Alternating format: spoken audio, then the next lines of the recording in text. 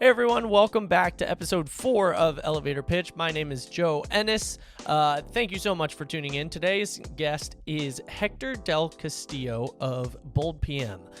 Hector and BoldPM are set out to help businesses kind of pretty much not put all of their eggs in one basket, so to speak. They help with different companies and their clients, build new products and new services so that, their old products and services aren't taking up 90% of their revenue. They want to spread it out, because if that revenue ever fails from that one, product or service, well, they're kind of screwed. So Hector and BoldPM are set out to help.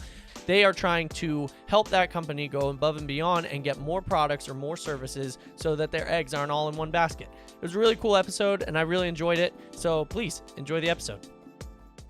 Hey, everybody. I'm joined by Hector Del Castillo here today on Elevator Pitch. Hector, welcome. Thank you for being here. Hey, Joe. Thank you. And it's a pleasure to be here today. So, Hector, would you tell us a little bit about what you do and a little bit about your business? Sure. So I am Chief Product Officer at BoldPM, and that is my own consulting firm. And actually, what we do is we help organizations build high-performing product teams. So we typically work with product-centric organizations. They can be sometimes technology companies, sometimes software companies, or sometimes we work directly with organizations that are either in financial services or any of those type of industrial sectors that have a need to adopt technology to automate and achieve some synergies. And typically we help them be able to train, coach, and also often produce playbooks on how to follow methods when they need to have multiple teams be involved in creating new products. Cool. What are some of in your field, what are some of like the bigger issues that you guys see, and how is BoldPM trying to tackle those issues and solve them? So the biggest thing is that most organizations today struggle mightily because they may have one or two products that are doing well in market, and that's like 95% of their revenue. And even as they are continuing to work hard at launching new products successfully, the majority of organizations today are pulling off the shelf, so to speak, any new products within 3 years of introducing them, which means that we have a lot of one-hit wonders, is what I want to say, right? If you want to be someone that is just consistently doing out there and being able to come up, be another Swift Taylor, for example, that doesn't have just one hit but multiple across multiple hits consistently.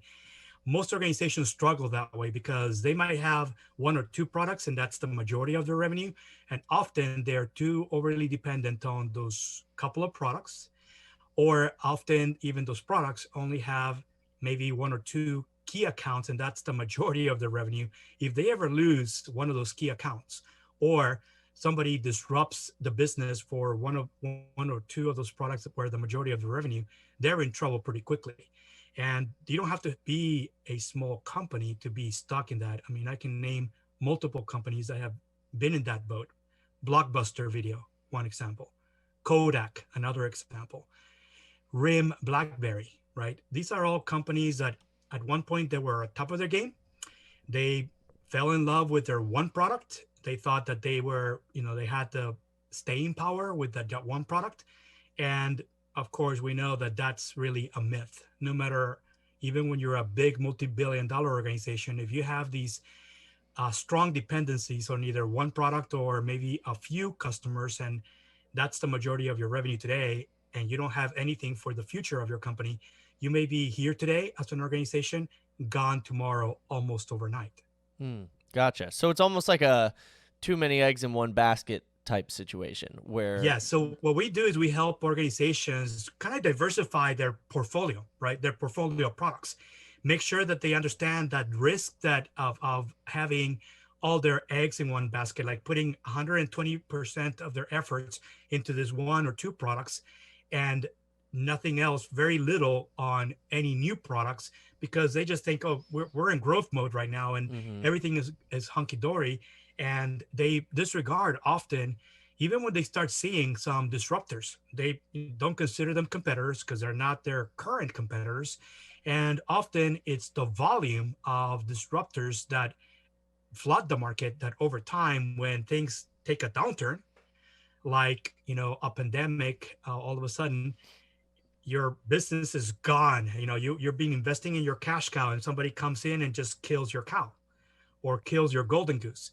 You don't have anything now to fall back on, and now you have to scramble, and it's not necessarily so easy to come up with something new that actually you can be able to figure out how to stay in market for as long Sure. as possible. So, So typically, go ahead. yeah. So follow-up question to that.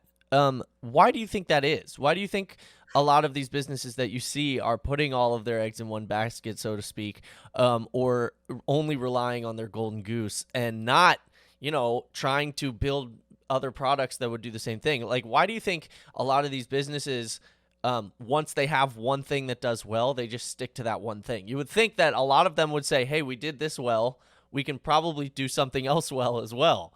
There's Yes. a lot of wells in that sentence, but Yeah. No, what? and it's I think you got it, you hit the nail on the spot. Often it's a very comfortable position for organizations to just continue doing whatever they are, it's their strength, and they think that that's always going to be what's going to give them staying power, right? That's going to give them a way to remain with a competitive edge. In many cases, it's simply not true, right? And if you look at what's been happening for the last, let's say, 30 years, which seems to be like a long time, but relatively speaking, as far as markets are concerned, it's fairly recent, right? This is Sure. 21st century type of things that you're seeing a lot of incumbents, meaning companies that have been around for decades, maybe sometimes often, hundreds of years. And they're actually over now have been successfully being disrupted, not by one, but by multiple disruptors that enter the market and they just disregard them and completely ignore them. And often when there's a downturn in the wrong direction that they have not anticipated, often, that temporary loss in decline in revenue ends up being a spiral effect that actually brings them down over time. And Mm, it's extremely hard to turn over at that point once you start that downward cycle, right? It's almost like you have to put a lot more energy to kind of get back to where you were before. And this is where most organizations, what we're saying today, they lack that resiliency, the ability to bounce back quickly. And it's because really three different reasons. Number one, they have the wrong culture and most everybody doesn't adapt quickly enough. They're inflexible, meaning they just want to do whatever they keep on doing, and they have the mentality that if it's not broken, don't fix anything. mm-hmm. And number three is they usually will struggle because they have very few processes, and they may have people that have been there for a long time, but as soon as there's a downturn, what happens? Most organizations today, what's happening right now post COVID-19, I call it the 3T effect. It's a knee jerk reaction for most organizations. They will cut down all temporary workers, including all contractors, so they let them go. They will uh, stop all travel, even if it's sales related or marketing related. And then they will also stop training their people, right? Those three things, are basically part of cost reduction for any organization that just doesn't, it's kind of like a reaction of what's happening. And then they take too long to make decisions.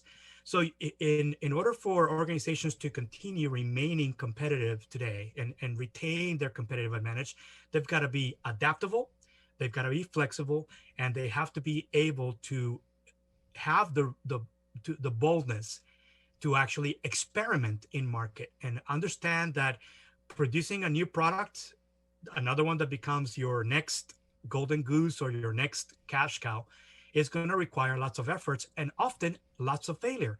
And Yeah. therefore, you have to just be ready to experiment and set up multiple experiments, not just one, that you can do concurrently as you're maintaining your current products that are your main cash cows today selling. Continue doing so. You now begin a whole new process by which you're looking to experiment, and learn quickly on how to actually get to the right problem to be solving and put together the best solution that fits that market. And having said that, it's easy to say, but extremely hard to execute. And that's where most organizations right now are struggling, is because they continue to just be short-term oriented, focusing on their golden goose, their cash cow, not realizing that they're putting all their, it's the equivalent of putting all their investment in one basket, and very few people or very little funding being dedicated to figuring out what's going to be the next golden goose or the next cash cow that they need to produce in order for the company to remain in market. Yeah, that makes sense. I get that. So you're helping companies, find their next golden goose almost, or find their next cash cow to continue growing, especially, and it's very important, especially during a time like this. What sets Bold PM apart from another company in that might be doing the same thing? There are a lot of companies out there that are, giving people ideas and trying to help them grow and build new strong products. What is Bold PM doing differently? So the first thing is that I myself have over 20 years of experience doing this product management, product marketing within organizations. And I would say there's very few people like myself that are actually built to not only help organizations adopt new processes, build the people, because it's not everybody. You can be a great product manager in organizations and move up the ladder and not necessarily be prepared to be the right type of coach or the right type of leader, or even understand the leadership styles that can be that you can actually deploy different types of product teams that may be needed within the organization. And often it may be about, depending on the organization, being able to convince executives and founders that this is worthwhile investing in. And it's not necessarily for organizations that just like to stay within the status quo, so to speak. So often, product management is about really being the change agents within your own organization. And if you're in a risk averse type of organization, sometimes it's one of those thankless type of jobs, right? And often I've been in environments where people just end up leaving because they're being ignored, and even though they may come up with ideas, they're not either giving the credit or the actual power. They're not empowered to actually take action on the things that they suggest. And after a while, they leave. And I think that that's what you want to be able to do, is be able to start being able to at least understand that your change agents start with your product professionals that are within your organization, and figure out how to grow and nurture those people and even onboard, because there's significant churn over time, and you don't want to lose that expertise within your organization. You start losing that, and it's that's what begins at that one cycle where people that are in this are only focusing on today's cash cows, right? They're not focused on new products, because nobody gets the glory of setting up experiments that majority of them are going to end up in failure. Sure. Everybody wants the credit, and they shift over, and all their focus is on cash cows. This happens over time, and often they don't come back and say, how do we backfill people in that position of product management, product marketing, with the right people that are creatives, that are the makers, that are the doers, the innovators that we need in order to focus on whatever new set of products that we don't know about today. We need to start experimenting now in order to find our next cash cow. Mm. So maybe that answers this next question, sort of, but I do want to ask anyways, because maybe it's a different answer. Why? So businesses that are looking for their next big product, and they're looking for their next golden goose or whatever, they're why should they work with someone like Bold PM to help find it? Why not just do trial and error by themselves? What is the importance of your field, and why should businesses care about it and want to work with it? Yes, so I would say my job as I come in is to help executives and founders of companies that have product management in place and product marketing in place, to understand what is it that they need to build to actually build and maintain a growth engine within their business. And what I mean by that is this is not necessarily about one product. This is about understanding what is a growth engine, and a growth engine that is made up of the people that you have within your organization, having the right managers, the right leaders in that identified, so that you can actually start allocating the right resources for the right type of products in your portfolio. Number two, making sure you have the right processes. And often processes today, they're called playbooks, right? So how do you create a playbook to actually win in the market? I often tell founders and executives that having a winning company, having a winning set of products, not just one, but a collection of products, your portfolio, it really is a team effort. And the best teams, whether it's the Patriots or any other team that is considered, greatest of all time, they all have playbooks. Organizations, in order for it to be successful, they think that processes are just going to be done for the sake of doing something, and just for the most part checking off some sort of compliance or something that says, oh yeah, we're doing it, and they just say we're doing it just for the sake of doing it.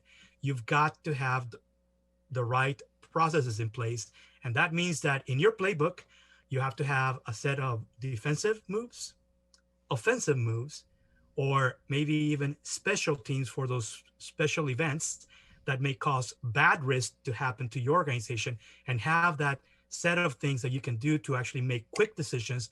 As soon as they happen, you already know what your next move is going to be. It's almost like you have a playbook on how to win when you're playing a chess match against the market, everybody that's against you in the market. And often you have to create allies within your own customer base, your collaborators, suppliers, partners, all of those you have to pick out, because they're also, even though they're not part of your organization, you need to identify those as to how are you going to create that competitive advantage that you need in that market. Yeah, that makes sense. Cool. So, so the idea is, people should care because you guys are bringing playbooks and, bigger picture ideas to a company, and making sure that they're not just worrying about the product, but because the product alone might fail, but it's going to be a lot easier when they have the correct team in place, the correct playbook in place to tackle that product, or to tackle it the correct way. Gotcha. Yes. So, Hector, thank you so much for coming on. If who do you guys like? What are your ideal clients? Who do you like working with? Do you like working with people that are just, one trick pony type companies? Do you like working with companies that have done it before, or have done multiple products? What do you guys like? Who are your ideal clients? Typically, I enjoy working in mid-market companies, and mid-market companies I would consider are between a million to maybe 50 million in revenue already, or that are funded to actually remain operating for at least 3 to 5 years. And I usually will come in and assess what's going on and help them build a growth engine within 90 days of me coming on board, either as a consultant. And there are a couple of different ways that I work with these organizations. I either come in and do consulting, meaning I immerse myself as being part of a team that actually helps in the initiative of creating a growth engine within 90 days. Often I also can help them assign the people, pick the people that are going to be working in product management and also other cross-functional areas that are needed, and create that playbook, and then have them actually practice the plays in the playbook, right? So that they need coaching, not just training, but also coaching. And often that's what I end up doing in organizations like this. So mid-market companies that are driven to continue to grow and grow in a non-linear way are the right targets. And what I talk about is that a growth engine allows companies to not just grow, but actually scale their entire business. And scaling the business means that you're going to grow not just the top line, but you're also going to also continue cutting your costs without losing the value you're delivering in the market, so that you become more profitable. Your entire product portfolio becomes more profitable.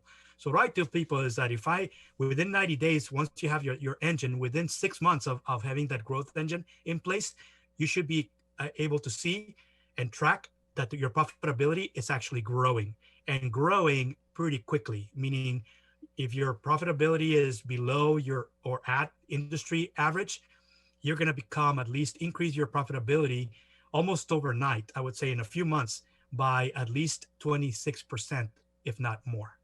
Wow. So typically that's what I tell them. And I usually will make sure that we run the metrics and we understand exactly what profitability they're at today.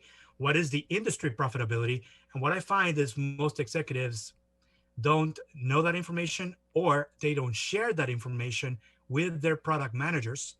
And therefore, product managers are just measuring the top line, which is revenue, not profitability. Why wouldn't they And share that information? Is it just like most they just people, don't want to? especially in private companies, sometimes the owners don't want to share that information because they think it's, confidential, meaning you need to know.